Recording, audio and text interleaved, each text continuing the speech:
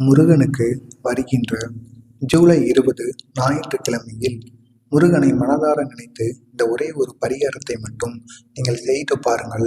கட்டாயம் உங்களுக்கு இருக்கின்ற எப்பேற்பட்ட பிரச்சனையாக இருந்தாலும் தீர்ந்து விடுமாம். அவ்வளவு சக்தி இந்த ஒரு பரிகாரத்தில் இருக்கின்றது. எனவே நீங்களும் தவறாமல் இந்த ஒரு பரிகாரத்தை உங்கள் வீட்டில் வைத்தாவது எப்படியாவது செய்யுங்கள்.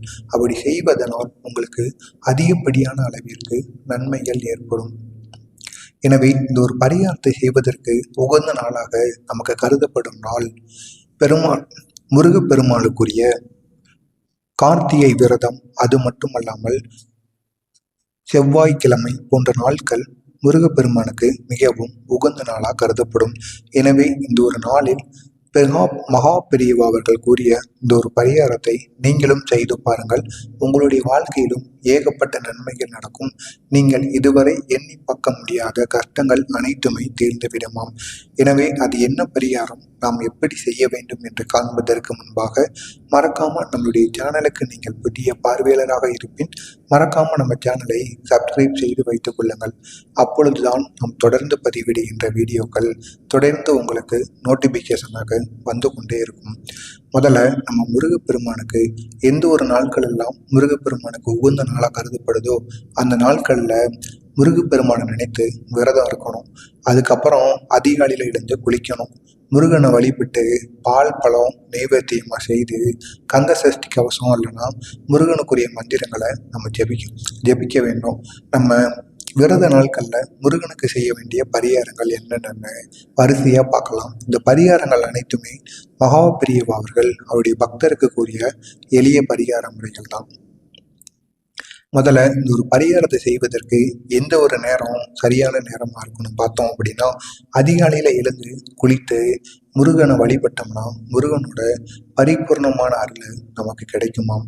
அதுக்கப்புறமா ரெண்டாவது விஷயம், வீட்லையும் நம்முடைய பூஜை அறையையும் சுத்தம் செய்து முருகனின் படம் அல்லது சிலையை வைத்து நம்ம வழிபடணுமா. மூன்றாவதாக, முருகனோட படத்திற்கு முன்பு அமர்ந்து தீபம் ஏற்றி தீபாராதனையை காட்ட வேண்டும். நான்காவது, நைவேத்தியம் பால் பழம் போன்றவற்றை முருகனுக்கு நிவேதமாக படைக்க வேண்டுமாம். ஐந்தாவது, ஜெபம் கந்த சஷ்டி கவசம் திருப்புகள் அல்லது முருகனின் மந்திரங்களை ஜெபிக்க வேண்டும். ஆறாவது, உபவாசம் உணவு எதையும் உண்ணாமல் முருகனை நினைத்து ஜெபம் செய்ய வேண்டும்.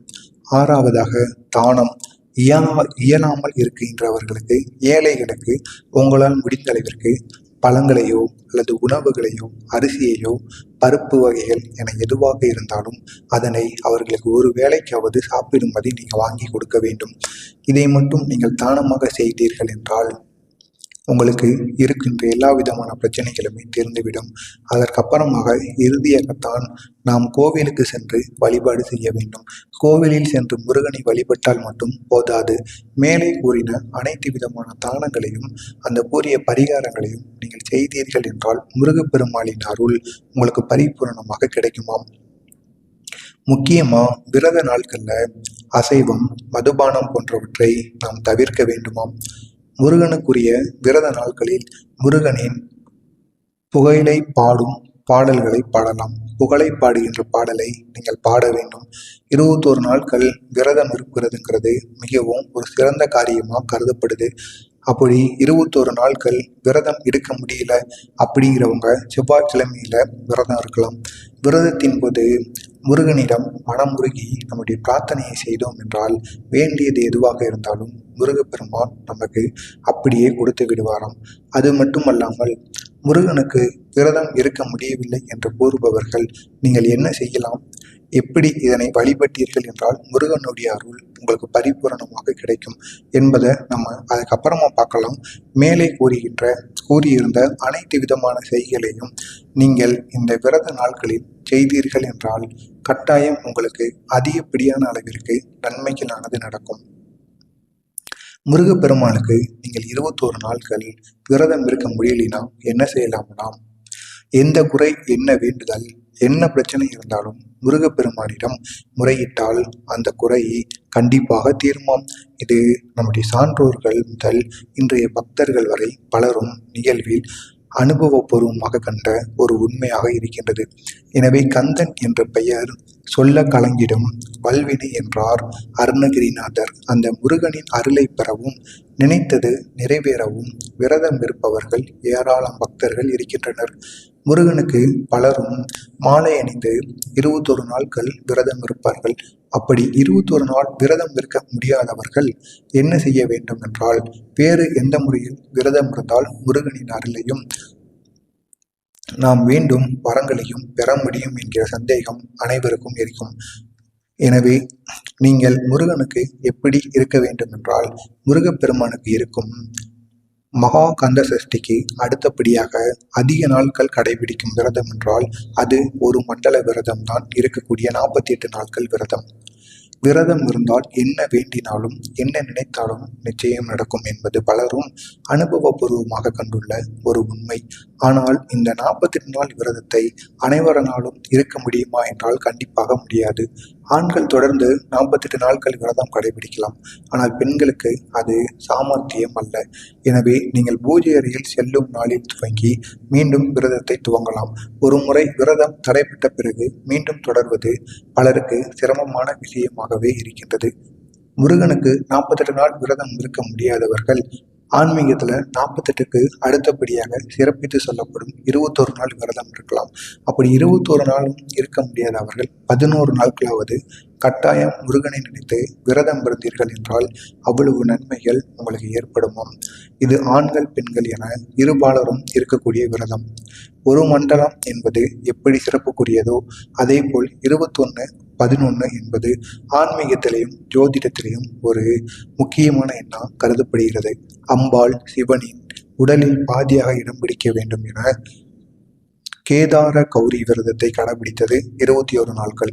இதே எண்ணிக்கை கொண்ட நாளில் நாமும் சிவசக்தி சொரூபமான முருகப்பெருமானுக்கு விரதம் இருந்தால் நாம் வேண்டியது கிடைக்கும், நினைத்தது நடக்கும்.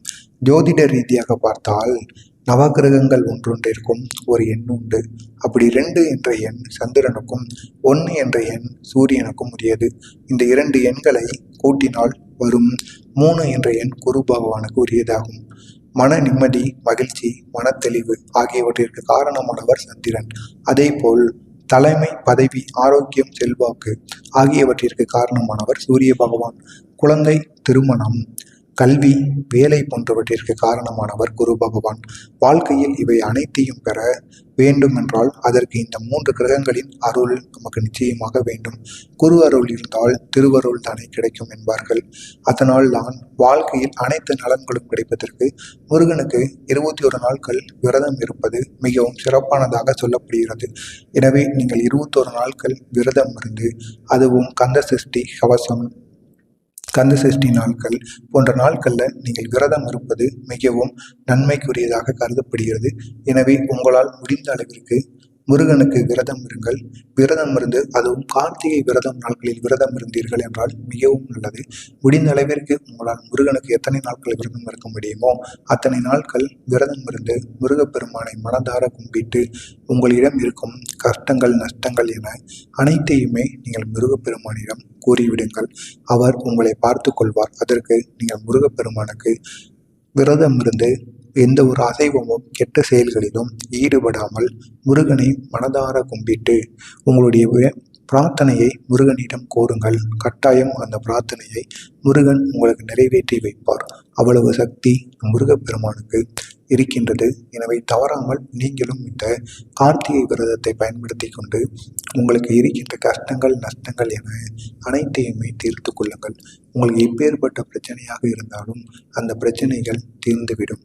மறக்காமல் நம்மளுடைய சேனலுக்கு நீங்கள் புதிய பார்வையாளராக இருப்பேன். மறக்காமல் நம்ம சேனலை சப்ஸ்கிரைப் பண்ணி வைத்துக் கொள்ளுங்கள். அப்பொழுதுதான் நாம் தொடர்ந்து பதிவிடுகின்ற வீடியோக்கள் தொடர்ந்து உங்களுக்கு நோட்டிஃபிகேஷனாக வந்து கொண்டே இருக்கும். நன்றி, வணக்கம்.